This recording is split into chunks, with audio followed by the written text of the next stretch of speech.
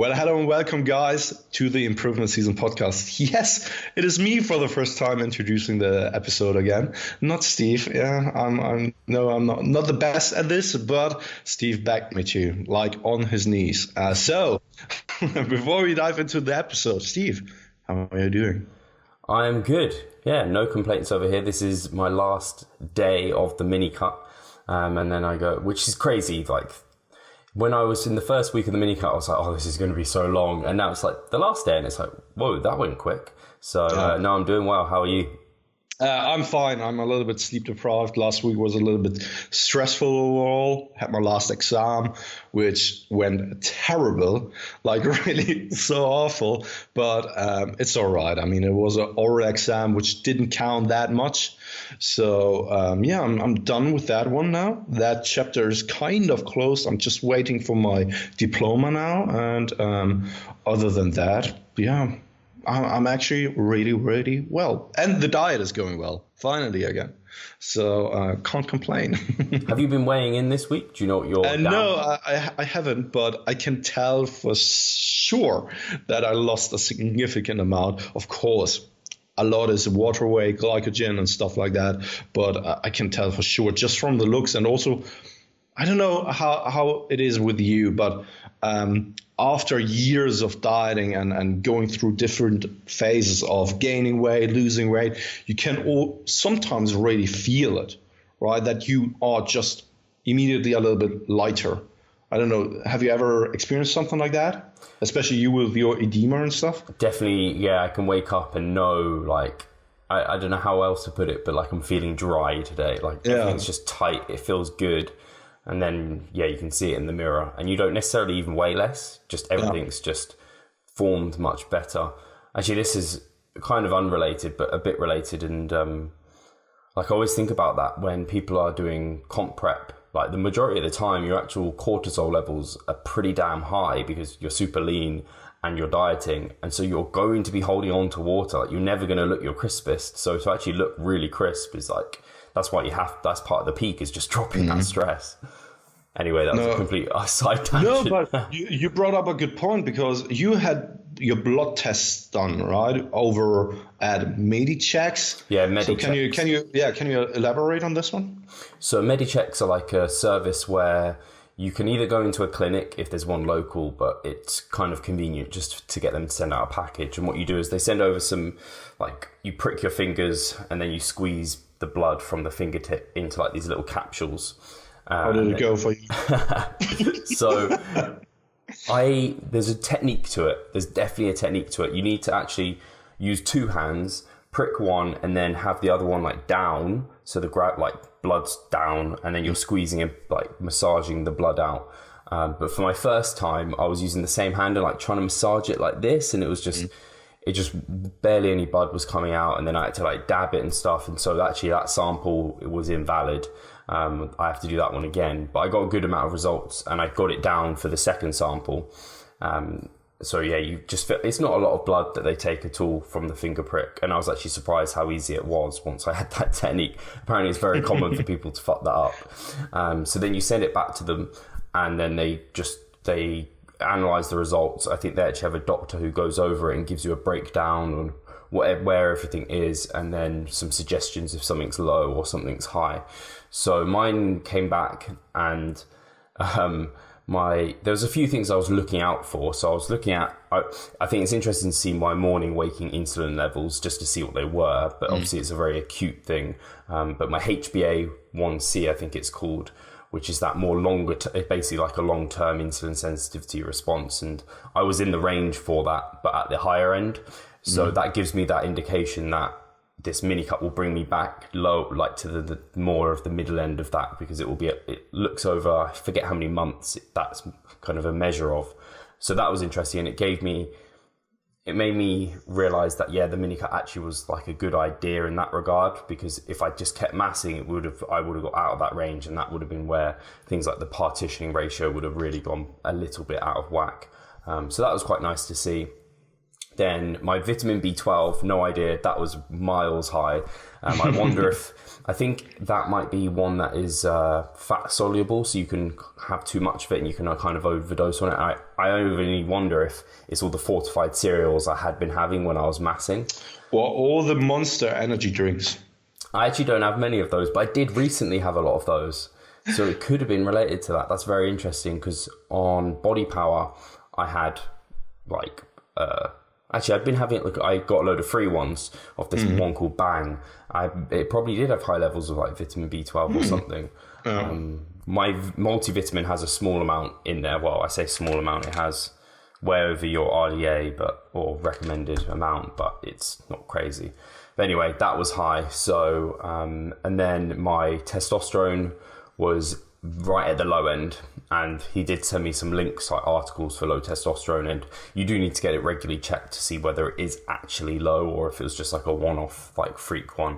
But I knew I'd have low testosterone levels. One, dieting, but two, I know ever since my accident and coming off the TRT that I was on for that short period of time, I was only ever going to sustain low healthy levels. It's kind of gutting to see it, and it kind of hits you a little bit, and it makes you realize, like, yeah, you probably aren't ever going to be the most jacked guy because you don't have like the highest testosterone levels, but it obviously doesn't hold me back. I can still progress in things. So that is what that is. And I think just in myself, like, day to day, I feel fine, but I'm not, so I know my libido isn't what it was at a period of time. Yeah. I can actually remember being on TRT when my libido was horrendously high, like uncontrollable. That was not cool. It was too high. But yeah, so that was low. And then my cortisol was like very high. It was outside of the range, which is, again, probably to be expected. It's funny because I don't in myself feel stressed. I feel good. I've actually, the initial few days of the mini cut, I wasn't sleeping well. But as it progressed in the last few weeks, I've been sleeping really well, and I've been really happy with how sleep's been going for me. And I know sleep's only one thing, but I guess it's kind of like you said to me, you've been dieting hard for 3 weeks. Training, you've said, is getting hard, and it is, like, it's been tough this past week despite it not being high volume or anything, which is an indication in itself, like the fact my recoverability's come down so far. So my cortisol was really high, but everything else is in line. So I got like vitamin D back, and that was in line, which is cool because I do supplement with a small amount of vitamin D, not much at all. I think 2000 IU if I don't get much sunlight in the day. That's pretty much what I take. And then there's some other bits I'm waiting for. I think there's like magnesium scores and stuff because I do supplement with magnesium. So when I do the retest, because they send you out a complimentary one if you fuck up. So I'll be getting magnesium and stuff back. It'll be really interesting because I've already contacted Broderick to see if he'd have a consultation with me to go over these scores, and he will. So something I do want to ask him is actually where they have these recommended, like what they think is for people normal, is that actually optimal? Because oftentimes, like, your recommended daily allowance, like, that's for like optimal for minimum health. So more than that isn't negative, it's actually beneficial. So I think he'll be able to give me some insights. And whether or not, I don't know if he'd probably laugh at me, but I know when you take things like the supplements for natural testosterone boosters, they can boost you by like 10-20% or something, which isn't enough to have like an efficacious amount for most people. But I wonder, because I'm so low, whether that would actually help, and whether it would just, because I think for most people it just gives them a libido boost and that's about it. But even that psychologically for me might make me feel like my testosterone's higher and like more virile and stuff. So it was interesting. It kind of put a downer on me a little bit. You even said when I was talking to you that I sounded a bit down, and I wonder if it had more of an impact on me than I thought it would. But it is what it is. I'm going to look to get another one in about a month's time. So once I've been massing for about a month, and then I'll also get one in like 3 months time or something when I'll be in a maintenance period, just to see what the changes are there. So it's definitely interesting, and I think it's awesome that you can have such a service. Absolutely. I think it was like £100 that was with £30 off or so. So it's not crazy amounts for people who really care about their health, to do like every 3 months or so. So yeah, that's what it was. No, absolutely. And I mean, there's so many things I want to actually talk about in that regard. I mean, first and foremost, the service is amazing that you can do something so easily online, right? Because some people, I don't know, maybe they have problems with doctors. Getting an appointment might be hard as well. I know that in Germany, because of the health system is actually quite good. I think you can get a big blood panel test every 3 months, if I'm not mistaken. But then getting an appointment is just often already too much for this, right? But so I really do like that service they are offering, and especially you can get some particular things they aren't testing with a big blood panel as well, like hormone tests and stuff like that, right?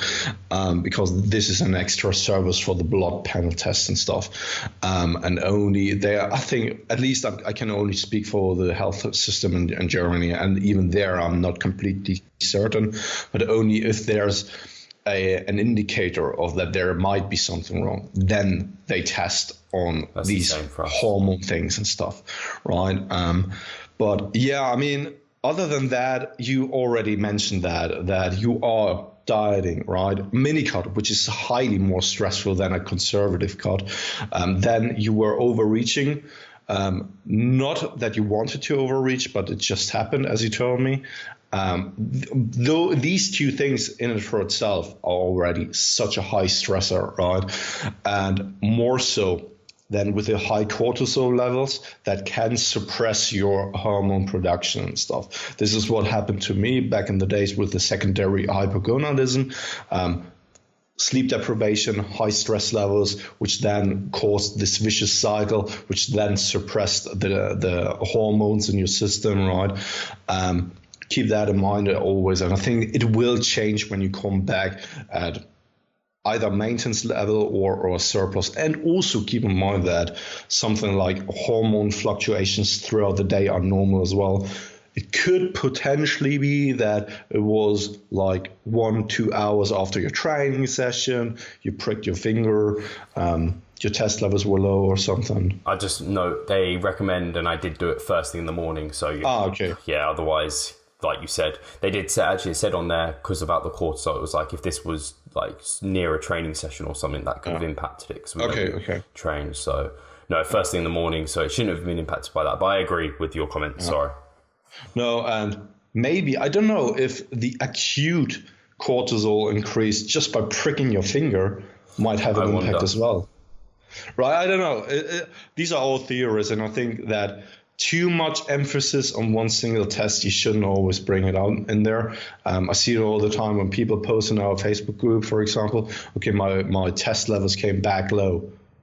Okay, this is one test. It can potentially be with so many other things. And then you brought it up with Broderick that you want to actually talk with him about the blood test readings and stuff. And I think, and the thing about the optimal ranges, these are for average people who aren't really training, who aren't doing what we are doing, like going out squatting like you now the previous week, I think it was 160 kilograms for 9 repetitions or something, right? I think you have a much higher requirement for certain minerals and vitamins than other people, which then, best example is creatinine. Yeah. Right? Waste product of your muscles when you are resistant training, which are always high, which also could be an indicator of kidney damage. Right? And it was the case for me when I had my hip surgery. I needed to get into the hospital a day earlier just to make sure that my kidneys weren't damaged, because my urea levels and my creatinine levels were exponentially high. Simply because I'm eating more protein, automatically they are increased, and because I'm resistance training. Thus, it's always out of the normal range. And just from that example, right, and there are other things you need to take into consideration as well, that only because you are outside of the normal spectrum, these are only the averages of people who are, I don't know even the age of these people, but in the range of, I would say, average 35 to 45, not resistance training, little to non-active on a day-to-day basis, right? Or not as healthy when it comes to nutrition, all these kind of things. And thus, I think it's a good idea to consult with Broderick and get some clearance of whether you could optimize some things, whether you're clear and all ready to go for the next cycle and stuff. I feel like you might just be like, Steve, just get on it, get on the juice. Could be like, your testosterone levels are fucking low, mate. Yeah, get on them. But that's Broderick, That's Broderick. If you can find some kind of thing to make you go on juice, I could imagine that he would actually pick that. So apart from that, my week has been, like you said, training's been kind of tougher than maybe expected. Upper body stuff has been pretty okay. Mostly it was just my first squat session. I think what might have happened is I squat on Mondays and my squats have been going really well. And so leading into the mini cut, and I spoke about this to you, Pascal, like you come out of a deload, you're feeling pretty good. And I'm coming out of a massing phase, I'm full of glycogen. And so I go into that first session, and even if that was a 3-hour AR on that first day, a week later when I've been dieting harshly and depleted and I'm tired, that is no longer, like even that same load is probably no longer a 3-hour AR. Even if I have maybe, I just won't have improved that much in a week. So by the 3 weeks in, like that third squat session, it was just like, whoa, like I just couldn't. And I actually ended up trying to push it, and then it ended up kind of reigniting, I guess, an old knee injury, and that flared up a little bit. So shit. I don't think I'm fully overreached this week. Like I could go next week, probably maybe deload squats and push the rest. But I just think, I spoke to you yesterday about this, like I never take active recovery phases, I never take proper time off the gym. So if this is like a deload where I'm not overreached, I'm not really pushed it that hard, it's just going to be a nice low volume period, which if anything is just going to help me even more when I go to massing, and it's going to allow some of my niggles that I've been experiencing to just clear. So yeah, this next week's going to be really nice and like de-stressful. It's nice because it's also my birthday weekend, so I'm not going to worry about like massive, like getting all carbs and getting like everything under control. Just hit maintenance, just take protein, de-stress. I think that'd be really nice, actually. I'm looking forward to that. I have a rhetorical question for you, and that is, do you have a hard time for longevity purposes to then take maintenance phases or take it really lightly? Do you mean? I mean, well, because we know that when we take a long-term perspective for training, it might be a good idea to implement lower volume phases, lower intensity phases to give your body and also your mentality a break from always going hard, right? Whatever this term is for you.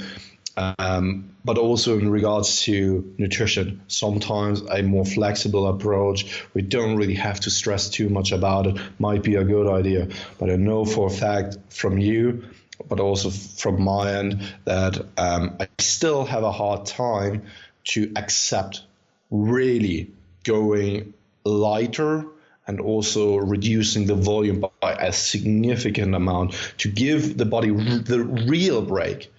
And every once in a while, even that I'm prescribing myself a maintenance phase, which I hardly ever do. And I know I'm sorry for that. I would like to be a better role model in that regard, because that's what I'm doing with a lot of my clients. But I'm a bad coach for myself in that regard. And I know it would be beneficial for me for a long-term perspective, because I want to be in the game for the next 10, 20, 30 years, as long as possible. And from that perspective, it would just benefit you. But then there's the here and now, the acute sense and the acute mental state. And do you feel that this interferes sometimes with your long-term perspective? Actually, it's funny. I think maintenance phases I can do, and I do them. So the last time I ran a maintenance was about 3-4 months ago. So I ran that, like I ran for about a month and a half after my show, ramping up food, ramping up high volume, and then I took a maintenance phase. I think that was across Christmas. So that was the last time I had a maintenance, like low volume, but I still train hard, like volume's low, but I still like the intensity's even higher in terms of absolute intensity. And I will have one planned probably in about 3 months time or so. That's kind of where I think it will land, where I'll I'm hoping around 190 pounds. That'd be really cool to get up to that amount. And then, so I know I'm okay with taking maintenance phases. Like what gets me most of the time is I end up doing stuff and seeing other people who I respect and who are also progressing well. And I'm like, oh, they're not doing what I'm doing. Should I be doing what they're doing? And like, sometimes it can stray you off course a little bit. But I'm actually very good at sticking to a plan that I have in place for myself. What I do struggle with, which I think I can put my hands up and be like, this isn't good as like a coach, I should be better, is when I go on holiday and things, I still want to train. Like I still want to train hard. I really struggle to, and I probably I definitely put Charlotte at a slight inconvenience at times because I do want to do something.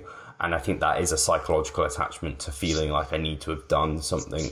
And there is a bit of psychological attachment to I need to have burnt calories so that I quote unquote deserve food, or like it's more so I can eat more and not feel like I've overdone it. I know when we went to Australia for like 2.5 weeks, like I was always trying to find gyms. I didn't stick to a program or anything, but it was like, for me, I almost couldn't switch off and relax without knowing I was going to get some sort of workout in at some point. So that's a bit of I'd really struggle to take a whole week off the gym. And I think if I took a whole week off the gym, I'm really not sure how easy I would find it to get back into it. I think it would really screw me up a little bit. I think I'm not entirely sure because I see it for myself also as therapy to go to the gym, simply also because I love it. And I think that most of our listeners are in the same mental state as we are, that they are loving being at the gym. But every once in a while, I'm wondering if that's only an excuse and if that's only an illusion we've created ourselves to justify to always be at the gym. You know what I mean? And that I am more in the mindset of what you said, and I know I've been there with, okay, I need to go to the gym to make use of all the nutrients I'm actually eating throughout the day. And I can tell that for sure, I've been at a worse place than I'm at right now. I am so much more mature now with the approach of everything. I can relax. I listen to my body now. I think I can still improve on that behalf, but I also know that when I'm not feeling it, then I'm not going to the gym because I'm not stuck to that 7 work day week anymore. It's just like, okay, I don't have to do the first push session of the week on Sunday. It's not set in stone anymore. So I learned to more so listen to my body, and I got away from that mindset of, okay, I can only eat that much when I'm also training because only then the nutrients are actually being used. But sometimes, once again, I'm wondering that like the holiday is a great example that is it really necessary to go to the gym? Actually, it's not right. But then I bring up the argument that, but I love going to the gym. That's my thing. I need that. But because I've never been in that situation where I wasn't able to train, I always did that. Also on holiday, when I was in Tokyo, when I was in New York, all that kind of stuff, I always found a gym. So I never was in a situation where I didn't allow myself to go to the gym. And so I have no comparison, and I can't really tell for sure how I would feel about that. And if I'm just making up an excuse for myself so that I feel good about always going to the gym. And especially in your situation with a partner at your side, is it fair for them, your behavior and your egoistic approach? I don't have anything against egoism. I think that we always need to decipher between healthy egoism and unhealthy egoism, and many people have only the negative connotation with egoism. So I think that when you're focusing on yourself, which is absolutely mandatory to be happy and a happy individual in life, thus I think it's important, but then you still need to decipher in that situation, because being in a relationship is a compromise. and you also need to take care of the other individual on your side. It's not all about you. And in that situation, when you're traveling, it's an experience for the both of us, both of you. And in that situation, I always ask myself, is it fairer then for the other one to still do what you want to that extent that they need to potentially sacrifice something for you? I don't know. I think in my case, the training isn't really a sacrifice because normally I get that in when Charlotte might still be asleep. So that normally is fine. More so though, and this is very related to the nutritional aspect, is I think I do end up maybe sacrificing some opportunities due to nutritional wants and kind of quote unquote needs. And I think my lack of flexibility there sometimes can be a bit of a detriment to even my life experience in some ways. And I might use it as an excuse of, the like structure and control gives me freedom and flexibility. And in some ways it does, but in other ways I know it doesn't. I know sometimes I'm a bit like I'll end up wanting to go and eat at a certain restaurant because I can pick a more suitable thing that I'm really going to enjoy. And I think longevity wise, that's a good decision because that's going to more so optimize things. But now and then I could be a bit more loose, and I know Charlotte would enjoy that if I was a bit more like, I'm just going to go wild and just not even care what the macros are on this meal. Almost this is where I think cheat meals could have a place, but not maybe calling it a cheat meal, because I think that is a bit, I don't know, if it brings the wrong connotations for you, maybe don't use that name and just use a free meal. And this might be something that I think about doing just in my off season, just like every couple of weeks, just have a free meal where I'm not anal about if I gain a little bit more fat or something that day, like for longevity purposes, for life enjoyment.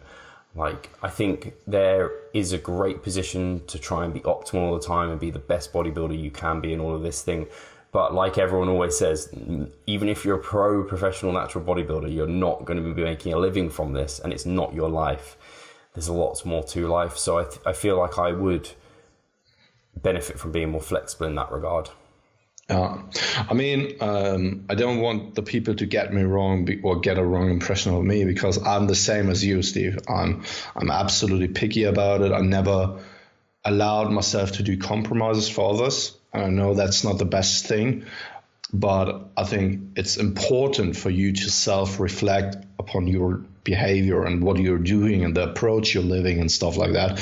Because if you don't, you are not willing to change anything, or you're not willing to accept that maybe there's an alternative, maybe there's another way to go about it and still make the progress you want to, while allowing for other things in life.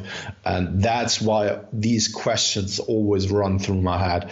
It's just a self-development question I have always for myself. Like the question, okay, I'm doing X, Y, Z, but is there another way to go about it, which might be even beneficial if I test it, if I do the experiment, and if I allow myself to actually go down that route. And you can only learn that by actually going down that road and allowing yourself to experiment a little bit for yourself, right? And I think, and this is something I would encourage the people to do for themselves, always think about your current state and think about what you potentially could change and optimize. And if you give it a try, and it turns out that it's not for you, that's absolutely fine. But always just sticking to what you're doing now and staying in your comfort zone. I don't think that it will give you the self-development that you could have. And that applies to every single aspect in life. If you are just living, like, let's just give the example, you are 9 to 5 job, everything is going all right? There aren't really any big issues in your life, but you know you could be more successful, but you don't have to put in the work and effort, because there's nothing in your life that is so painfully that you have to change anything, right? And then you're living just your life like a puppet in society for the next 20 to 30 years. And you come to the point of realization where you just look back for the last 20 to 30 years, realizing that you only lived your life like a zombie. You weren't really doing anything. You were just repeating the same day over and over and over again. And I can only speak for myself. This is only my ambition, right? If there are any people out there who feel offended by what I'm saying, I'm totally sorry, and that is not my intention. But I have the ambition for myself to always develop, always evolve myself, my personality, because there's always something you can evolve in. There's always something you can change. And this only happens when you allow yourself to actually go out and try it for yourself. No, I think I can easily reflect this to like body composition change, where it's like, if like everyone listening to this is a physique athlete for the most part, or someone who's interested in developing their physique. And there are times for comfort and maintenance phases and enjoying that period of time. But for the most part, we're always trying to push something. We're always trying to either drop fat, gain muscle. And sometimes, we embrace maintenance because that's nice. But not all the time. And I agree, like I'm an ambitious person. I think people know that. I think most people listening to this are going to be ambitious people that want to further and ahead themselves. And so, looking at what you're currently doing and really being critical of yourself is a great thing. Reflection in general. So no, I agree. Are you doing it with yourself, or are you talking with your better half, so Charlotte, about it? In terms of, like when there's something coming up, or if there's something about the nutritional aspect, the training aspect, or anything in life where you normally would sit down and self-reflect on it. Are you talking with Charlotte about it? Because I have the feeling that when we are having these kind of chats, once I say something out loud, it becomes so much more weight and so much more validity, because now it's real. Yeah. Now I shared it with someone else. Because if I self-reflect and only think about it in my head, it's never really that clear, never really that real, actually, right? And that's why I'm asking you, when there's something you think about, you could potentially optimize, or you could potentially change, is it more so something you just think about, or is it something you talk with Charlotte about so that you can tackle it together? First of all, she's definitely not the better half. No, sorry. She actually hates that phrase, like better half. She hates all of those sort of the societal terms. But anyway, regardless, I talked through some things, not everything. So I think, whilst and you know this, Pascal, I'm incredibly open as an individual. Like I probably speak to you too much in terms of like giving you insights into my everyday routines, habits, my thoughts and feelings sometimes compared to what you do anyway. I feel that I'm a sharer, like I share. I'm a sharer as well. But I think when I have my deepest, darkest thoughts and feelings, I don't share it with anyone. I have them, and I think everyone probably has them. They're things I don't share, but I do I've spoken to Charlotte like about what I'm doing, and like I'm currently cutting and my scale weight hasn't gone down, and she's like she knows enough to be able to like be a little bit of a coach to me in many ways. And I think now and then we have had comments in terms of like holidays and stuff and finding conveniences, but maybe not to the extent. I think you're being a bit of a psychiatrist for us here, so maybe not to that extent that would be beneficial. Like, I don't know. When it comes to training and your own progress in the gym, what might be your biggest fear there? I don't know if I have what I know my biggest fear would be. I guess not seeing progression, I guess, is the only, like, the biggest fear I have. I personally absolutely hate going into a workout and not performing what was planned. So like you talked about, like, you are mature enough, if you don't feel up to it, you will push a session back a day. I'm pretty sure I'd have to be pretty wrecked to do that. So the only time I've ever done that is when I had that stomach bug. Otherwise, like I'll be like, I'm doing a session today, and I'll just keep going. So on Monday after Body Power, the weekend after Body Power, and I was just knackered on Monday. I think me and Charlotte had walked like 30,000 steps the day before, all day on my feet. I was just exhausted. I knew that session on Monday wasn't going to go well, but I was like, I want to stick to the plan. I want to do it. I want to stick to my routine. And I went, and it didn't go well, and I could have injured myself, and I need to get better at that, because it would have been fine. I would have just pushed my sessions back a day, and clients, I'd tell them the same. I'd just say, just push back the session a day. It doesn't matter. We can extend this mesocycle by a few days. It's absolutely not a problem. But sometimes I'm so routine, and so I have to do this, that it ends up biting me in the arse. Yeah, totally. I can see that. I mean, I think many people could probably relate to that, because I'm the same, actually. But when it comes to my biggest fears, it's, of course, super hard to put it into words, and also to really think about it, because you probably never thought about it, actually. There could be so many scenarios that could be so much worse than actually something related to training and nutrition. But of course, yeah, go ahead. I was just thinking, my biggest fear, I think, could be that it's not like injury or anything like that. It's more so just like the time I'm putting into the gym isn't actually benefiting me. I.e., maybe I'm not getting any efficacious result from what I'm doing. Like, that's a bit of a, like, it's a weird fear, because it's acute, because chronically you'll know, like, over time. But I'd hate to think like I'm doing some lateral raises and I could just be fucking resting or something like that. That's a bit of a fear for me, not knowing exactly, like, because the hypertrophy training there's so many unknowns about it. There's many known basics, but like, because genetics are involved, there's so many things that are involved. It's like, am I wasting like 4 hours of my week where I could like cut my training sessions in half and I could be doing other things? Mate, it's so funny that you bring it up, because this is exactly what I wanted to say, that because you know how much I value time. And I think that also has something to do with my mother. She was always like afraid of getting older.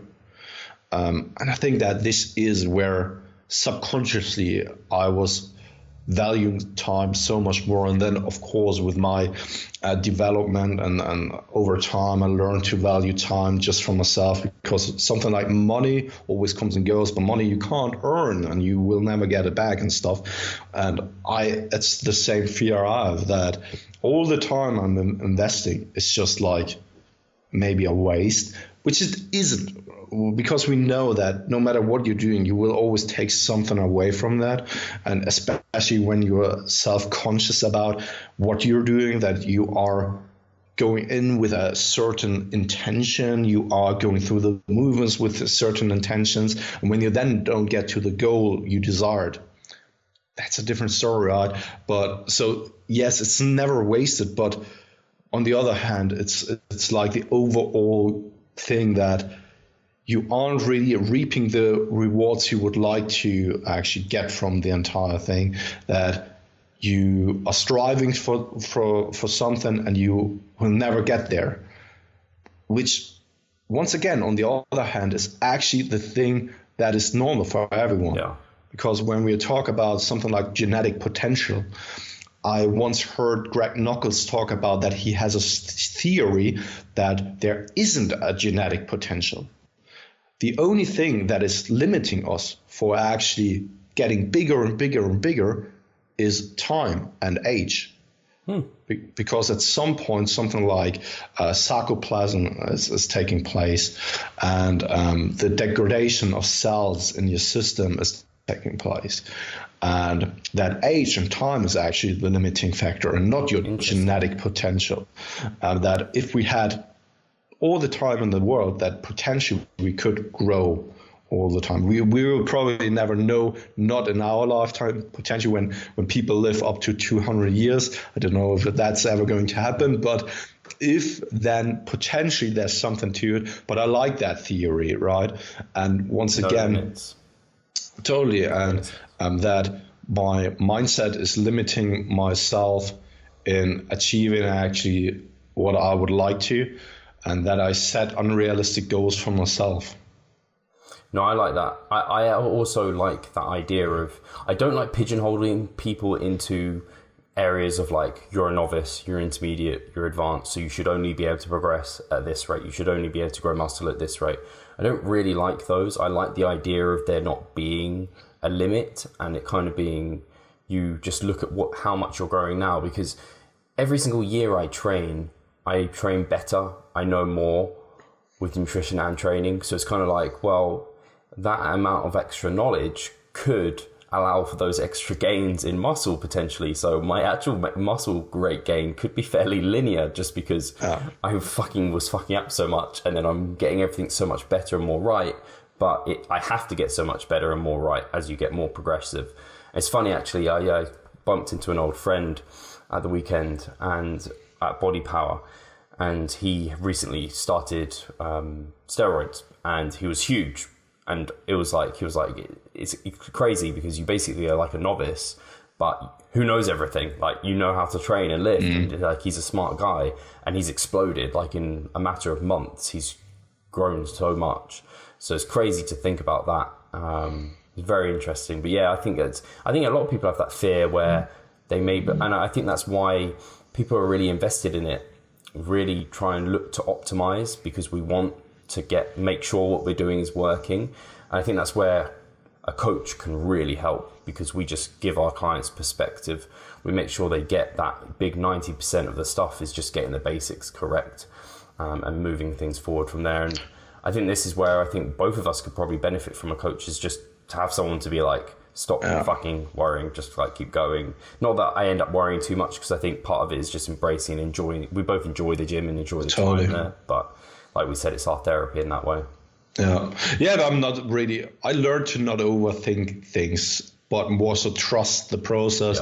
Yeah. Enjoy. It's like you said, enjoy the training and the entire journey. But every once in a while, there's just a thought coming up, like, "Shit, should I change something? Is it what I'm doing right now? Is it the best thing for me personally?" And you brought up an interesting point throughout the week when we talked about mini cuts, for example, about people trying to optimize things where many people don't really need to optimize things. Do you remember your quote and what you were saying, and can you repeat that maybe? So it's kind of like, people see mini cuts as a way to drop fat fast and like make themselves more insulin sensitive and potentiate more muscle growth. Yes, they can do that, certainly, but they aren't the be-all and end-all. They're a very small, minute thing that could help some people in some scenarios. Just going through general massing, maintenance, and cutting cycles is absolutely fine for the majority of people, and you're going to get like 90%, if not more than 90% of the results just by doing that. And you can't just, like, people see a mini cut as like, all I need to do is just mass, mini cut, mass, mini cut, mass, mini cut, and I can just keep doing this further. And it's like, well, no, you don't. Even with a mini cut, you're not getting all the benefits from a maintenance phase would give you. If you think when you're going for a mini cut, it's really calorically, like, the deficit's massive. You're getting so many like raises in cortisol, raises in AMPK, all of those things are massively high.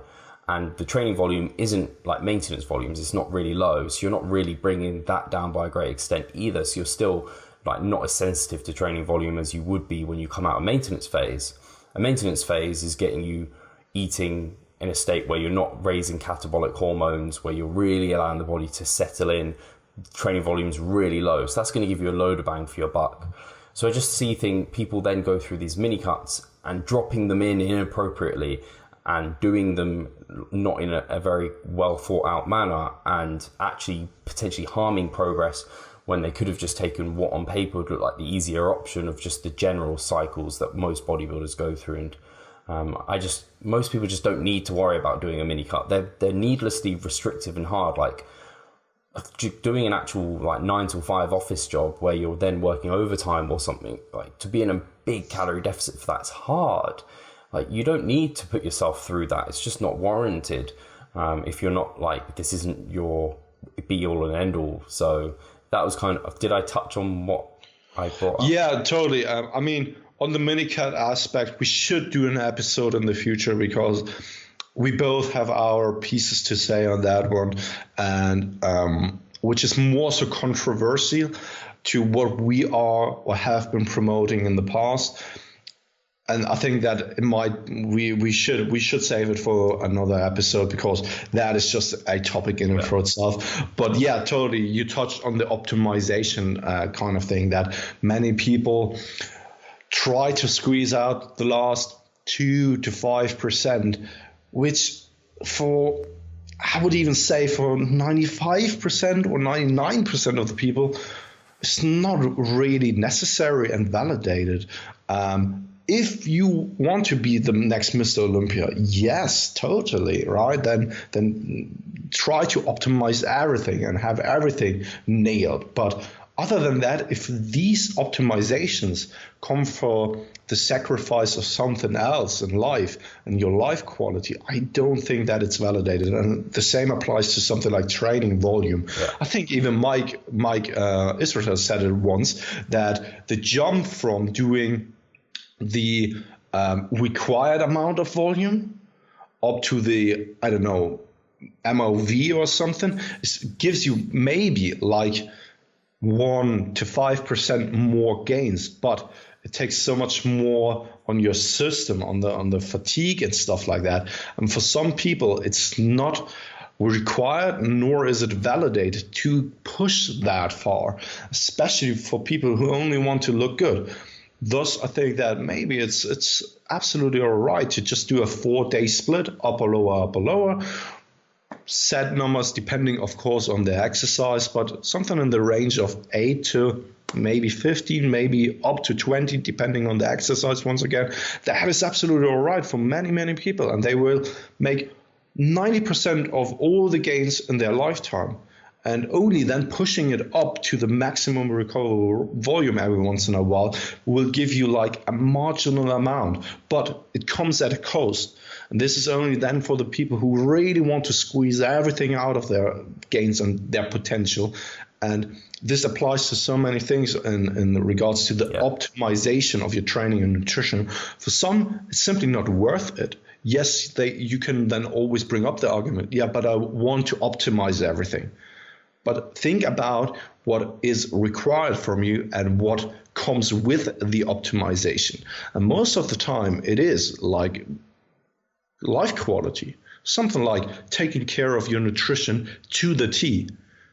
When you're doing something like the last weeks of a contest prep, going out and eat dinner in a restaurant with your family is probably not the best idea. There, it's absolutely okay then to say, okay, I want to optimize things, right? But if you only want to look good, if you want to have let's say the beach figure, right?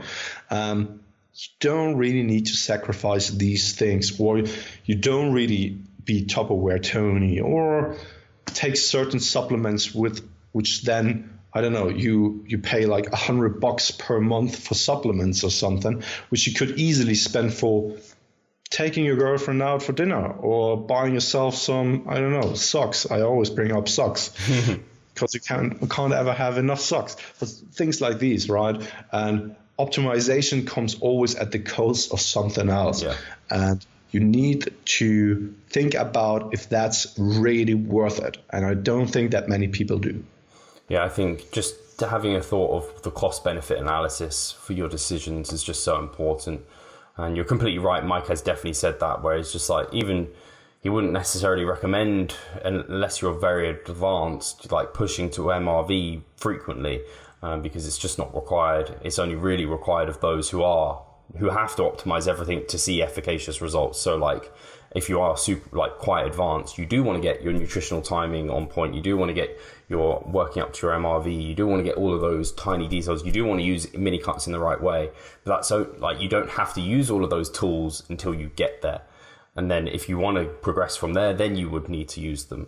It's like in any kind of career, I guess, in any aspect of life, you don't have to use every single amazing tool there is all the time to optimize things. You can get away with some basics when you're first going along. So, and then make the risk reward analysis from there. No, fantastic. And I think we've come to 50 minutes and we've ended up not even talking about what we were going to talk about, and that's fine, we can bank that as so often. But I think it was a really great chat and really interesting, and I could imagine that people will appreciate it once again. I mean, we received amazing feedback for the last episode, and both Steve and I highly appreciate every single message we receive, especially with the people who can relate to it or who know other people who had the same struggles, issues. Let us know. I mean, it helps us tremendously because we then know what to talk about. And there are so many things, unfortunately, in the fitness industry which aren't talked about at all. It's all, especially when it comes to the social media, the perfect illusion is created, and then it leaves so many people with doubts and issues about their own problems and think that they are alone with it. Mm-hmm. And you aren't. We all are struggling with certain issues in our lives. And once again, I think this episode is another piece on the puzzle. Yeah, so again, I agree, and I love the feedback. And if people have things they'd like us to talk about, whatever that might be, then let us know and we will touch on those subjects, because we're always looking for things and we end up normally finding something. But you can look forward to, we have some planned, some more contest prep specific ones, mini cup one now, and also kind of how to pick a coach, because I think that's quite important, and also how to be a great client. Again, very important things that aren't talked about very often, that we do want to talk about. And I guess the only other thing I want to leave the listeners with is a plug for the Mike Israetel seminar. If you aren't coming, or you want to come, you haven't got your ticket, on the 14th and 15th of July, the guys are over. We only have tickets for the 14th. All the VIP tickets, unfortunately, have sold out, but we still have general sale on the 14th, and that's, I think, £120 or so, something around that ballpark figure. So it's not it's not extortionate. It's in a great venue. You will get that money back if you love learning about hypertrophy, setting up these phases. If you do love that minutia and you do want that optimality, like Mike will talk about it, but he'll also talking about it in a way where you realize whether or not you would benefit from that. So you kind of do that risk and reward thing. And Jared's going over some really cool stuff as well. Totally. And today we received our layout for the customized t-shirts. Oh, yeah. Because we have customized shirts for the participants to buy. So if you're not a participant, you can't really get the shirt. But if you desperately want a shirt, then you need to buy a seminar ticket. And they're really cool shirts. Totally. You'll want one of these. So yeah, loads of cool things going on there. But apart from that, I want to say thank you for listening, and we will talk to you soon. Cheers, guys.